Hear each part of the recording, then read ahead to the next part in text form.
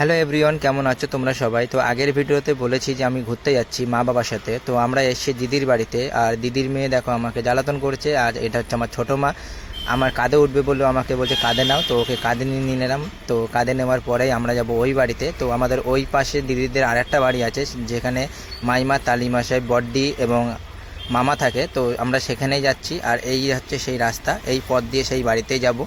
এবং ওই পথে যাওয়ার জন্য, আর এটা কিন্তু বাঁশ বাগান আছে। তো এই রাস্তাটা খুব ভালো লাগে, আর এই জায়গাটা খুব ঠান্ডা, খুব সুন্দর জায়গা, পরিবেশটা খুব ভালো, গরমকালের জন্য খুব উপযুক্ত জায়গা। এর তারপরেই দেখো আমার ছোটো মা আমার বাবার কোলে উঠে গেছে, মানে ওর দাদুর ভাইয়ের কোলে উঠেছে। ও দাদু ভাইকে আবদার করেছে যে আমি কোলে উঠবো। তো দেখো দাদুর ভাইয়ের কোলে উঠে কত সুন্দর যাচ্ছে আদর করতে করতে। আর যেহেতু ছোটো মানুষ, একটু আদর খুব ভালোবাসে আমার বাবাকে, আর আমাদেরকে সবাইকে ভালোবাসে।